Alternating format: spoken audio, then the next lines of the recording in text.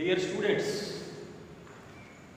ఈరోజు మనం third BA semester 6లో paper 7Aలో ఉన్నటువంటి ఒక మరో మంచి టాపిక్, ఇంపార్టెంట్ టాపిక్. మంచి టాపిక్ అంటే ఇంపార్టెంట్ టాపిక్ అస్తమానం అడుగుతాడు. ఇది వ్యవసాయ క్షేత్ర నిర్వహణ.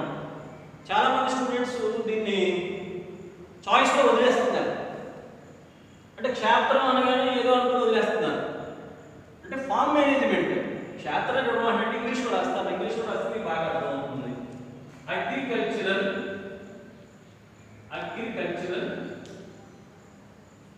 Form, FARM farm management. ఇది చాలా మోస్ట్ ఇంపార్టెంట్. ఈ ఫార్మ్ మేనేజ్మెంట్ అనేది ఒక సబ్జెక్ట్.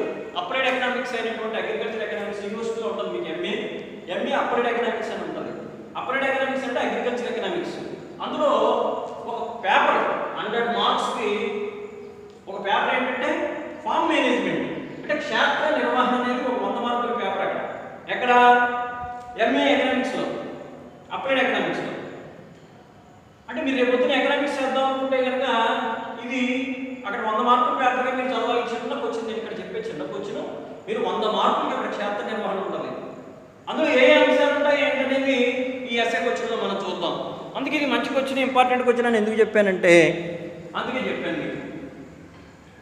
అయితే క్షేత్ర నిర్వహణ అనేది మనం చూసుకున్నట్టయితే ఈ క్షేత్ర నిర్వహణ గురించి ఎక్కువగా దీని గురించి ఎనాలిసిస్ చేసి చెప్పిన వారు ఎవరంటే ఫ్రాంక్ నైట్. ఇతని పేరు గుర్తుపెట్టుకోండి బాగా, మీకు అది కష్టం కాదు. డే అండ్ నైట్ అంటాం కదా, అలా గుర్తుపెట్టుకోండి. నైట్ ఇతని పేరు. ముందు ఫ్రాంక్ నైట్ అనే అర్థశాస్త్రవేత్త, అగ్రికల్చర్ ఎకానమిస్టు ఈ క్షేత్ర నిర్వహణ ఎలా చేయాలి ఏంటి అనే దాని గురించి ఒక 5 సూత్రాలు మనకు చెప్పాడు. పంచసూత్రాలు అంటారు. ఇప్పుడు సూత్రాలు క్షేత్ర నిర్వహణకి ఎటువంటి ప్రికాషన్స్ తీసుకోవాలి, ఏదో సూత్రాలనే పాటించాలనే దాని గురించి చెప్తూ ఎవరండి?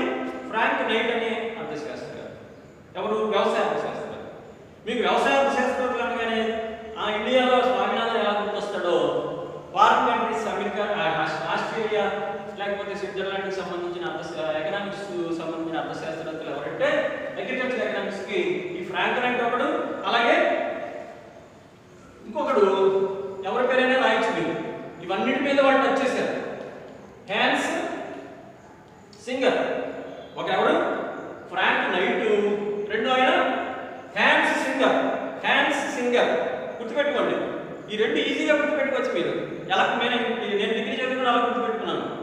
ఏంటంటే ఒకటి నైట్ అని గుర్తుపెట్టుకోండి, రెండోది సింగర్. మీరు చాలా మంది సింగర్స్ ఉంటారు కదా, సింగర్ అంటే పాడేవాడు కదా, సింగర్ గుర్తుపెట్టుకోండి. దానికి ముందు హ్యాన్స్ సింగర్, హ్యాన్స్ యాడ్ చేయండి. ఇక్కడైతే ఫ్రాంక్ యాడ్ చేయండి. ఈ సింపుల్ అయిపోయింది.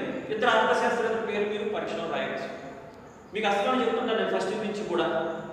ఎగ్జామ్లో ఎక్కువ పాయింట్లు రావాలంటే రచయితల పేర్లు మనం అక్కడ రాస్తుండాలి. ఏ ఎస్ఏ రాసినా ఏదో తొట్టిగా అలాగే మనం పుట్టిన అలాగా తీరి రాసేయకుండా పలానా అర్థశాస్త్రం చెప్పాడు, పలానా అర్థశాస్త్రం దీని మీద విశ్లేషణ చేశాడు అని రాస్తే పేపర్ దిద్దే వాళ్ళకి ఇంప్రెషన్ బాగుండి మార్కులు ఎక్కువ పడతాయి. తీరి రాసేయడం కాదు. అందుకు ఈ 2 పేర్లు మీరు గుర్తుపెట్టుకోవడం పెద్ద తక్కువ విషయం, పెద్ద కష్టం కాదు. ఇది ఇద్దరు పేర్లు రాయండి. ఫ్రాంక్ నైట్, హ్యాన్స్ సింగర్ అనేవాళ్ళు వ్యవసాయ క్షేత్రాన్ని ఎలా నిర్వహించాలి అనే దాని మీద కొన్ని సూత్రాలని చెప్పారు. అందులో ముఖ్యమైనవి 5 సూత్రాలు, పంచసూత్రాలు. ఏంటది అంటే ఇక్కడ వ్యవసాయ క్షేత్రాన్ని ఎవరు నిర్వహిస్తారు? రైతులు నిర్వహిస్తారు. ఈ రైతులు నిర్వహించినప్పుడు వాళ్ళు ఎలాంటి సూత్రాలు పాటించాలి, ఎలాంటి విశ్లేషణ వాళ్ళకి ఉండాలి అనే దాని గురించి చెప్పేదే వ్యవసాయ క్షేత్ర నిర్వహణ, అంటే అగ్రికల్చర్ ఫార్మ్ మేనేజ్మెంట్. ఇందులో ఫస్ట్ది సంపూర్ణ పరిజ్ఞానం ఉండాలి, ఫుల్ నాలెడ్జ్. రైతుకి తను సేద్యం చేస్తున్న కమతం మీద పరిపూర్ణమైనటువంటి అవగాహన ఉండాలి, పూర్తి నాలెడ్జ్ ఉండాలి. ఎటువంటి భూమిని మనం సేద్యం చేస్తున్నాం, అది మెట్ట ప్రాంతమా, మనం దున్నే భూమి నల్లరేగడి నేల, ఎర్రమట్టి నేల, ఇసుక నేల, ఇక్కడ ఏం పండిస్తే పంట బాగా పండుతుంది అని చూసుకోవాలి. అంటే కొన్ని భూములు కొన్ని పంటలకు అనువుగా ఉంటాయి, కొన్ని భూములు కొన్ని పంటలకు అనువుగా ఉండవు. అంటే చూడండి, ఇప్పుడు మీకు మ్యాక్రోఎకనామిక్స్ చెప్పినప్పుడు చెప్పాను. ఎవరన్నా ఒక షాప్ పెడదాం అనుకున్నాను అనుకోండి, పెద్దాపురంలో ఎలాంటి షాపులు పెట్టచ్చు, చాలకోటలో ఎలాంటివి పెట్టచ్చు, కాకినాడ ఎలాంటివి పెట్టచ్చు, కలకత్తాలో ఎలాంటివి పెట్టచ్చు. అంటే స్థలాలు మారిన కొద్దీ వ్యవసాయం అక్కడ వ్యాపారం ఎలాంటి వ్యాపారం చేయొచ్చో చూసుకోవాలి. పెద్దాపురంలో ఒక పెద్ద 5 స్టార్ హోటల్ కట్టేస్తే ఏమి ఉపయోగం ఉండదు, ఎందుకంటే ఇక్కడ ఉన్న జనాభాను బట్టి మనం వ్యాపారం నిర్ణయించుకోవాలి. అలాగే వ్యవసాయ రంగంలో కూడా ఈ భూమిలో ఏ సేద్యం చేయొచ్చు, ఇక్కడ వరి పండించచ్చా, కొంచెం ఇసుక కలిసి కొబ్బరి చెట్లు ఎక్కువగా వేసుకోవచ్చా కోనసీమలాగా, సముద్రం పక్క ప్రాంతం అయితే, లేదా ఇంకా ఎటువంటి మొక్కలు వేసుకోవచ్చు, జీడి మామిడి పండించచ్చా, కొబ్బరి పండించచ్చా, ఇప్పుడు చూడండి సింగపూర్ జాంకాయలు పండిస్తున్నారు, ఆ జాంకాయలు పండించచ్చా, మొక్కజొన్న పొత్తు కాకాలపల్లి ఆ ఏరియాలో, కట్టూరు ఏరియాలో మొక్కజొన్న పొత్తులు పండించచ్చా, ఇలాగా ఏది పండిస్తుంటే రైతుకి లాభం వస్తుంది, మనం బతికి పట్ట కడతాం. అసలే రైతు పరిస్థితి దరిద్రంగా ధైర్యంగా ఉంటుంది. అలాంటప్పుడు ఎటువంటి పంట పండిస్తే మనకి ఆదాయం వస్తుంది, ఈ వచ్చిన పంటని మనం మార్కెట్ చేసుకోవడానికి అనువుగా ఉందా, ఈ మార్కెటింగ్ ఎక్కడ చేసుకోవాలి, ఏ దేశానికి మనం ఎక్స్పోర్ట్ చేసుకోవచ్చు, ఎక్స్పోర్ట్స్ అవకాశం ఉందా, ఇలాంటి అన్ని విషయాలను తెలుసుకోవడమే సంపూర్ణ పరిజ్ఞానం ఉండాలి అని చెప్తాడు ఫ్రాంక్ నైట్. ఇక రెండోది నష్టపోయాడు. అంటే పరిశ్రమల్లో ఎలాగైతే నష్టపోయి ఉంటుందో అదేవిధంగా ఇక్కడ నష్టపోయి ఉంటుంది. ఒక రైతు పెట్టి సేద్యం చేసాడు, అక్కడికి 5 ఎకరాలు భూమి ఉంది, విత్తనాలు చల్లేశాడు, ఎరువులు చల్లేశాడు, పురుగుల మందులు చల్లుకుంటున్నాడు, పాపం నిరంతరం దాని దగ్గర పడుకుంటున్నాడు. నారప్ప సినిమాలో వెంకటేష్ లాగా బోరు బావితో ఉన్న పాప బోరు పెట్టుకుంటూ పాపం నిరంతరం 24 గంటలు భూమిని నమ్ముకుని బతుకుతూ ఉంటాడు. అయితే అడిగి గ్యారెంటీగా లాభం వస్తుంది ఉందా? గమ్ముకున్న మొన్న వచ్చినట్టు ఒక అల్పపీడనం రావచ్చు, తుఫాను రావచ్చు, సరిగ్గా పంటలు పోతాయినప్పటికీ తుఫాను వచ్చేసింది అనుకోండి, రైతులు కరకపోతే అలాగే వస్తుంటుంది మన దేశంలో, అదేంటో మరి తెలియదు. ప్రకృతి కూడా వాటి మీద కోపంగానే శిక్షిస్తూ ఉంటుంది. పోస్టులు ఇంటికి పట్టుకెళ్ళి అమ్ముకుందాం బాబు, అన్నం తిందాం అనుకుంటే, పిల్లలకి అన్నం పెట్టుకుందాం అనుకుంటే తుఫాను వచ్చేస్తుంది, కళ్ళల్లోనే భూమంతా పంట అంతా తడిసిపోద్ది. అలాగా నష్టం పెడతాడు, ఉడులిపాయలు పండించాడు, లేదా టమాటాలు పండించాడు, వర్షం వచ్చింది, టమాటాలు కూలిపోయింది, లేదా మద్దతు ధర రాలేదు. మొన్న ఎవరు నేను మార్కెట్ టమాటాలు పంటకు వెళ్తే కూడా చెప్తున్నారు, అక్కడ రైతులు పంట పండించడానికి టమాటా కేజీ పండించడానికి 5 రూపాయలు ఖర్చు అవుతుంది సార్, అది మనం కోసి చేతికి అందించడానికి 8 రూపాయలు, 6 రూపాయలు 7 రూపాయలు అవుతుంది, మనకేమో రైతుకేమో 4 రూపాయలు ఇస్తున్నాం అంటే ఎలా బతుకుతాడంటే షాప్ వాళ్ళు మనకి 20 రూపాయలు అవుతున్నారు కేజీ, ఈ రవాణా ఛార్జీలు అన్ని లాభాలు వేసుకుని రైతు చేతికి ఎంత 4 రూపాయలు, 5 రూపాయలతో పంట పండించి 4 రూపాయలు చేతిలో పెడితే రూపాయి నష్టపోయి ఆ టమాటాలు పోయించి లారీలో వేసి మనకి పంపితే రైతు ఎలా బతుకుతాడు? అందుకే చాలా మంది రైతులు అనంతపురం అక్కడ ఏం చేస్తున్నారు, గుంటూరు జిల్లాలో టమాటాలు కోసి రోడ్డు కోసేస్తుంటారు, కొయ్యరు, చెట్టు పొలాలు వదిలేస్తారు, కోస్తే మళ్ళీ డబ్బులు ఎవరు కోసుకోడు. అంత దయనీయమైన పరిస్థితుల్లో రైతు ఉంటాడు. కాబట్టి నష్టభయాన్ని భరించగలగడం, నష్టభయాన్ని అంచనా వేయడం, ఎప్పుడన్నా తుఫాను వచ్చేస్తాయి ఏంటనేది రైతు పరిస్థితి వరస్ట్ అండి, మిగతా అందరికీ చాలా దారుణం.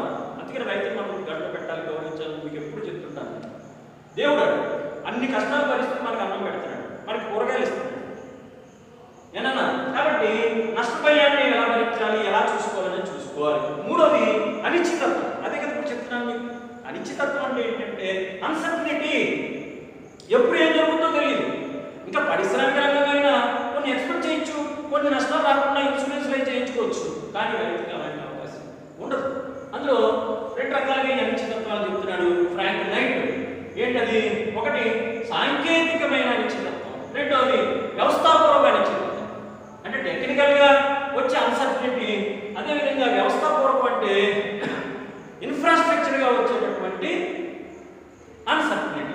సాంకేతిక అన్సర్టనిటీ అంటే ఎరువులు ఎలాంటివి వేయాలి తెలియదు, ఎటువంటి పురుగు మందులు చల్లాలి తెలియదు. ఎవడేస్తాడు? వ్యవసాయ శాస్త్రజ్ఞుడు చెప్తాడు, వీడు మార్కెట్కి కొనుక్కుంటాడు, అవి డూప్లికేట్ అయి ఉంటాయి, జల్లేసాడు ఎరువు, రావాల్సిన పంట కూడా రాకుండా మారిపోతుంది.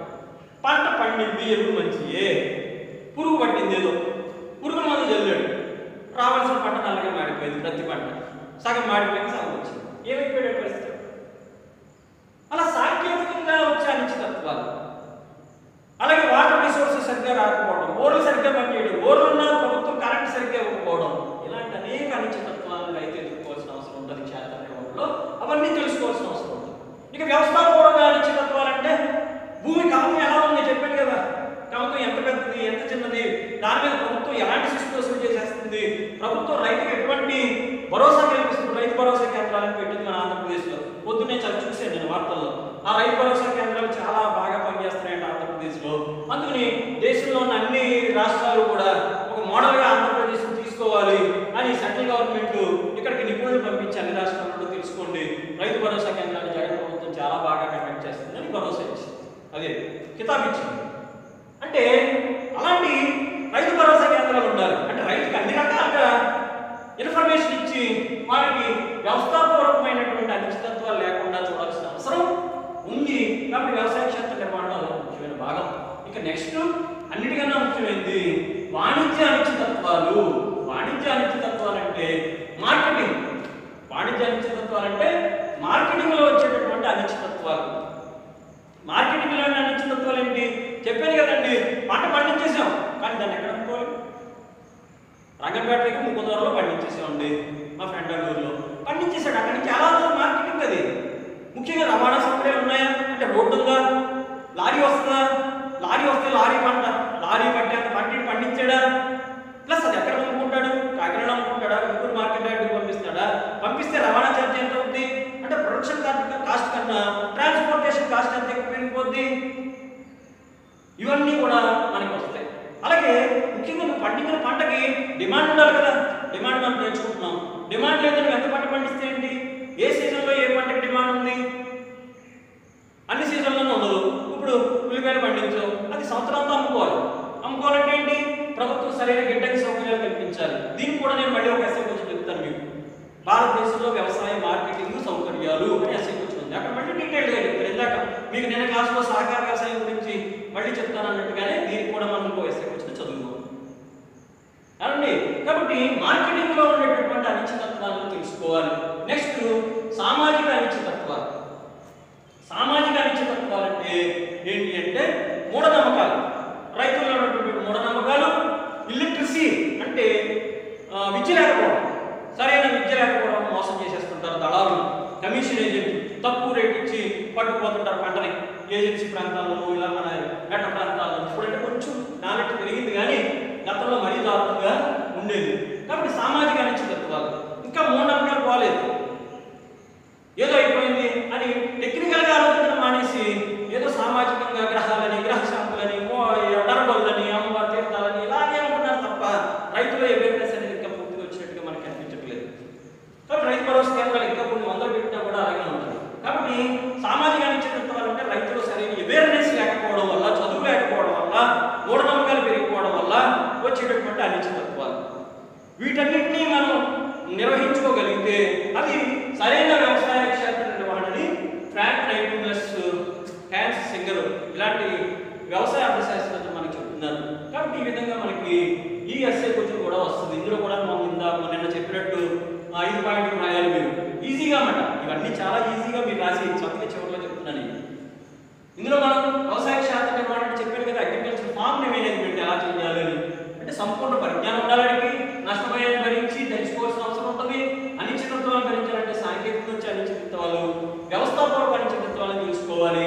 అలాగే వాణిజ్యంగా అంటే మార్కెట్ పరంగా వాడికి ఎలాంటి అవకాశాలు ఉన్నాయి ఏంటనేది తెలుసుకునే కెపాసిటీ ఉండాలి.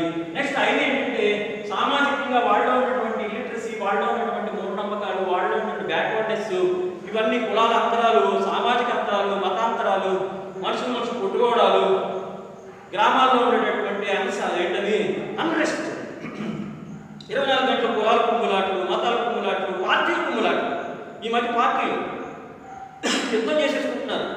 పార్టీ అంటే ఇదివరకు పోటీ చేసేవారు, నెగ్గితే మళ్ళీ ఇంటికి పోయేవాళ్ళు ఉండేవాళ్ళు, పరిపాలించుకునేవారు, అని సలహా ఇచ్చేవారు తప్ప ఇప్పుడు ఏదో బాహుబలి యుద్ధంలా చేసేసుకుంటున్నారు పార్టీలు. గ్రామం పొల్యూట్ అయిపోతుంది. దానివల్ల అందరిలో సహకార వ్యవసాయం చేసుకునే మెంటాలిటీ పోతుంది. నీ కులం ఏంటి, నా కులం ఏంటి, నేనేంటి, నువ్వేంటి, నీ డబ్బు ఉన్నాడు, నేను డబ్బు లేదు, ఇలాంటి తగ్గాల్సింది పోయి పెరుగుతుంది. కాబట్టి అలాంటి సామాజిక అనిశ్చితత్వాలు కూడా లేకుండా చూసుకోవాల్సిన అవసరం ఉందని చెప్పింది ఎవరంటే ఫ్రాంక్ నైటింగేల్, హ్యాన్స్ సింగర్ అనే అర్థశాస్త్రవేత్తలు. ఈ క్వశ్చన్ ఇంపార్టెంట్ క్వశ్చన్, చాలా సింపుల్. సాంకేతిక పరిజ్ఞానం, సంపూర్ణ పరిజ్ఞానం ఉండాలంటున్నాం, నష్టభయం ఉండాలంటున్నాం, అనిశ్చితత్వం ఉన్నట్టున్నాం. అందులో సాంకేతిక అనిశ్చితత్వాలు, వ్యవస్థాపక అనిశ్చితత్వాలు, అలాగే మార్కెట్ సౌకర్యాలు పూర్తిగా ఉండాలి, సామాజిక అనిశ్చితత్వాలు ఉండకూడదు. ఈ 5 పాయింట్లు రాస్తే 5-2-10 మార్కులు మీరు చక్కగా సంపాదించుకోవచ్చు. కాబట్టి ఈ క్లాస్లో మీరు చక్కగా వ్యవసాయ క్షేత్ర నిర్వహణ అనే దాని గురించి ఏ క్వశ్చన్ అడిగినా ఈ అంశాలు రాయండి, మీకు మార్కులు వస్తాయి. అంతకన్నా మీరు డీప్గా రాయాల్సిన అవసరం లేదు. ఎంఏలో ఉంది అప్లైడ్ ఎకనామిక్స్లో మొత్తం సబ్జెక్ట్ అని చెప్తున్నాను కదా, అప్పుడు చూద్దాం. ఇప్పుడు మీరు ఇది రాసుకుంటే క్షేత్ర నిర్వహణ అని చెప్పి చక్కగా అన్ని మంచి మార్కులు 9 మార్కులు సంపాదించుకోవచ్చు. Okay friends, thank you very much.